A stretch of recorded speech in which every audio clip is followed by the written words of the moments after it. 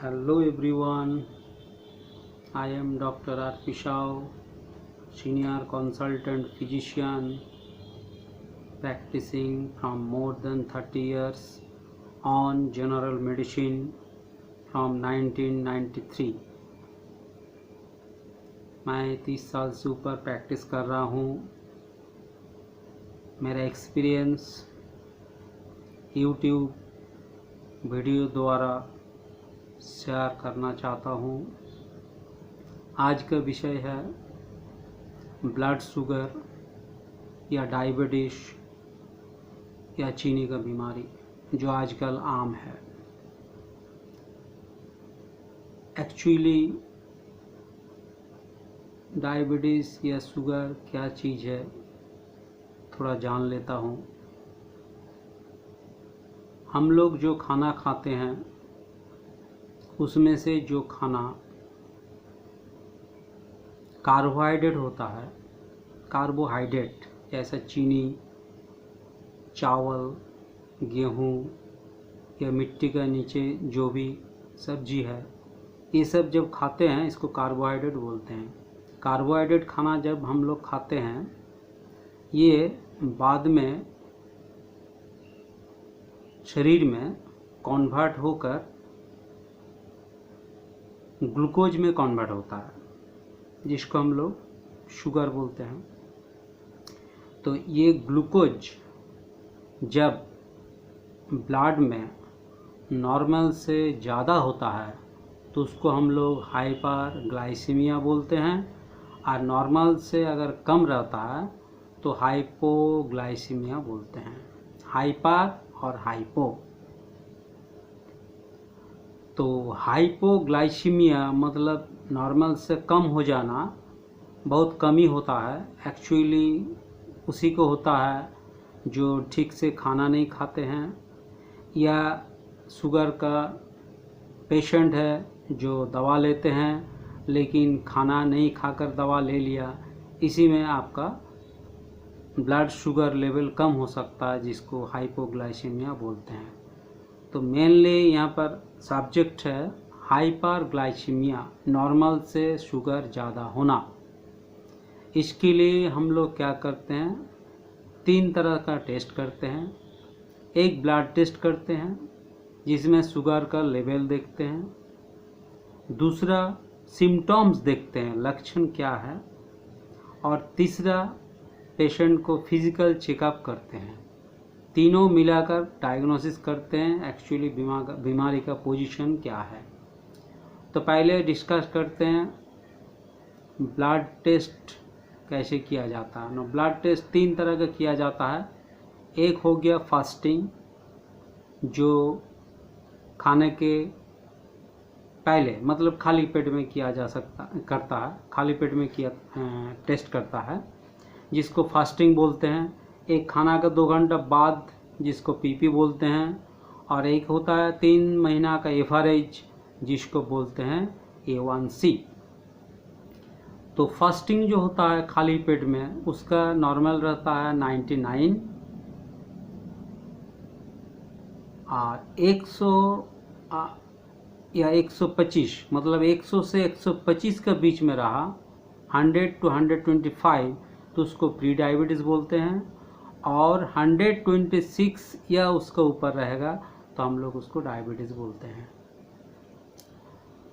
PP खाने का 2 घंटा का बाद जो शुगर टेस्ट होगा उसमें 139 के अंदर रहेगा तो नॉर्मल, 140 to 199 140 से 199 रहा तो प्री डायबिटीज़, और 200 या उससे ऊपर रहा तो डायबिटीज़। ऐसा ही A1C बोलकर एक टेस्ट है जिससे क्या होता है 3 साल का एवरेज निकल जाता है शुगर का, ब्लड शुगर का, जिसका नॉर्मल रेंज है 5.6%। 5.7 से अगर 6.4 हुआ तो प्री डायबिटीज़, और 6.5 से ऊपर हुआ तो डायबिटीज़। एक टेस्ट हो गया जो ब्लड शुगर का टेस्ट है, वो हो गया आपका ब्लड टेस्ट। और एक टेस्ट है जिसको हम लोग बोलते हैं सिम्टम्स या लक्षण देखकर। लक्षण में क्या क्या मिलेगा?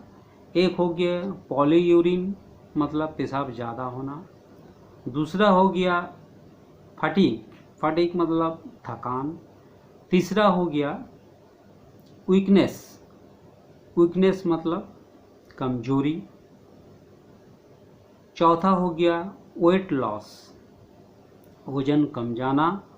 और पांचवा हो गया इरेगुलर हार्ट बीट मतलब हार्ट रेगुलर नहीं चलेगा, मतलब अनियमित चलेगा हार्ट या हार्ट का धड़कन। ये सब लक्षण मिलेगा। और एक बोले जो पेशेंट को फिजिकल टेस्ट किया जाता है क्लिनिक में, उसमें चेक किया जाता है प्रेशर क्या है, हार्ट बीट क्या है, लंग्स का पोजीशन क्या है, हार्ट का पोजीशन क्या है, लीवर का पोजीशन क्या है, और पेट का और सारे अंग्स का क्या पोजीशन है। ये सब देखकर डायग्नोस किया जाता है। तो अगर हाई ब्लड प्रेशर मतलब हाइपोग्लाइसीमिया हुआ तो उसका परमानेंट ट्रीटमेंट हो सकता है, लेकिन उसके लिए आपका लॉन्ग ट्रीटमेंट, रेगुलर ट्रीटमेंट और हाईली क्वालिफाइड डॉक्टर को दिखाने होगा। ऐसा डायबिटीज़ मेनली दो तरह का होता है, डायबिटीज़ इंसिपिडस और डायबिटीज़ मेलिटस। हम लोग जो डिस्कस कर रहे हैं वो हो गया डायबिटीज़ मेलिटस। डायबिटीज़ इंसिपिडस क्या हुआ ना, डायबिटीज़ इंसिपिडस हो गया ब्लड में ब्लड ग्लूकोज का नॉर्मल लेवल ही रहेगा, लेकिन किडनी उसको एक्सेप्ट नहीं करता ग्लूकोज को, लेकिन ब्लड में ग्लूकोज नॉर्मल रहेगा। तो हो गया किडनी का प्रॉब्लम। और एक हो गया डायबिटीज़ मेलिटस। डायबिटीज़ मेलिटस में दो तरह का होता है, टाइप 1 टाइप 2। टाइप 1 हो गया जो यंग या छोटे बच्चा में होता है या जेनरेशन टू जेनरेशन चलता है। इसमें इंसुलिन तैयारी नहीं होता है। अब इंसुलिन क्या चीज़ है वो देखेंगे। पहले कर लेते हैं डायबिटीज़ टाइप 2 का बारे में बात। डायबिटीज़ 2 मतलब उसमें इंसुलिन तो तैयारी होता है, कम होता है या रेजिस्ट होता है। ये दोनों कारण हो सकता है, इंसुलिन कम तैयारी होगा या रेजिस्ट हो गया होगा। अब इंसुलिन क्या चीज़ है वो देख लेते हैं। इंसुलिन एक प्रकार का हार्मोन हो गया जो शरीर का एक पार्ट है जिसका नाम है पैनक्रियास। पैनक्रियास का एक अंश है जिसका नाम है बीटा। बीटा सेल से एक प्रकार का हार्मोन सिक्रेशन होता है, निकलता है, जिसको इंसुलिन हार्मोन बोलते हैं। और यही इंसुलिन हार्मोन शरीर में जो शुगर तैयारी होता है मतलब ग्लूकोज, वो ग्लूकोज को काम में लाता है।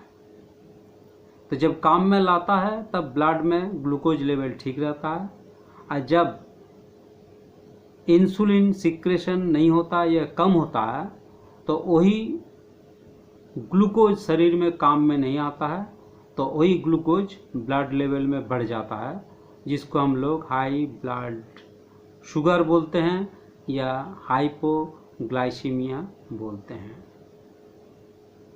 ठीक है। अब नेक्स्ट है इसका ट्रीटमेंट। ट्रीटमेंट बहुत किस्म का होता है। एक होता है पैलिएटिव ट्रीटमेंट, मतलब दवा दिए, ब्लड शुगर कम कर दिया, नॉर्मल कर दिया।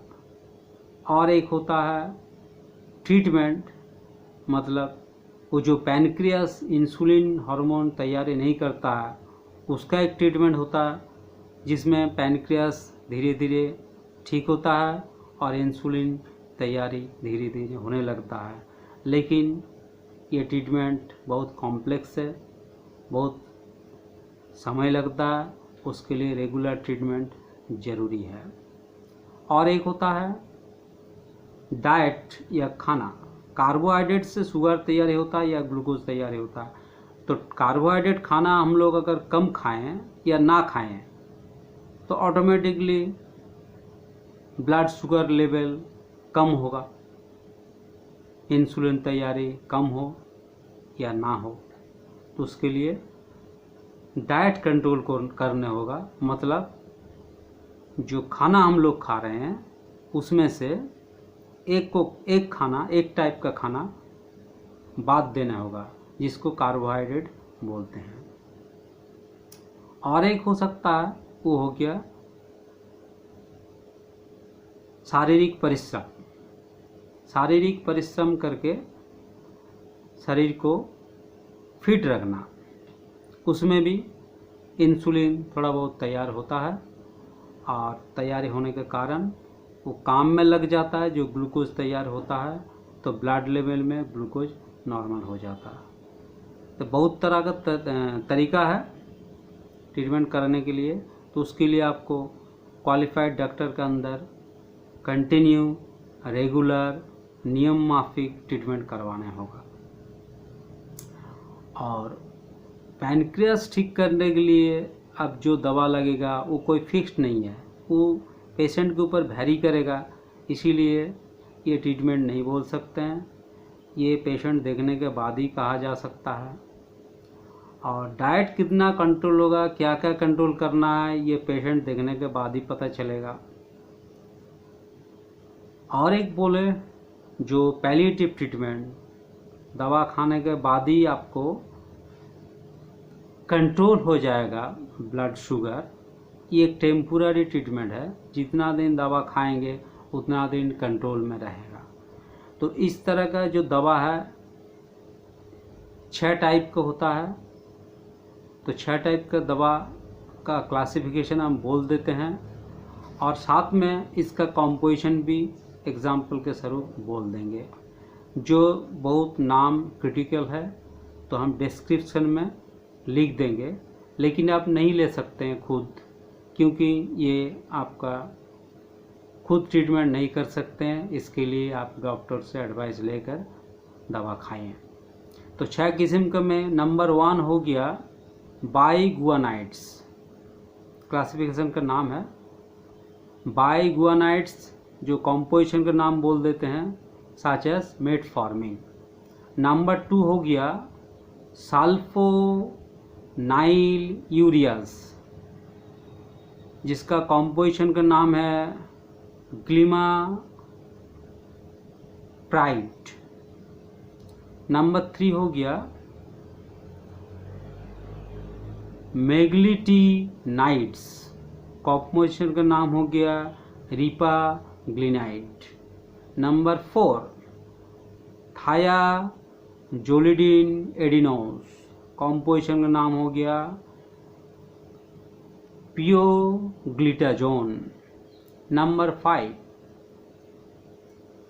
क्लासिफिकेशन का नाम हो गया डाईपेप्टिडिल पेप्टिडेज 4 इनहिबिटर्स, कॉम्पोजिशन का नाम हो गया सीटाग्लिप्टिन। और नंबर 6 हो गया एक्स ग्लूकोसाइडेज इनहिबिटर्स, जिसका कॉम्पोजिशन का एग्जाम्पल हो गया एक्लरबोज। ये 6 किस्म का दवा है, क्लासिफिकेशन है, कॉम्पोजिशन है, जो जनरली आजकल दिया जाता है ब्लड शुगर नॉर्मल करने के लिए। इसके लिए आपका डॉक्टर का एडवाइस ज़रूरी है। Okay, thank you, visit again.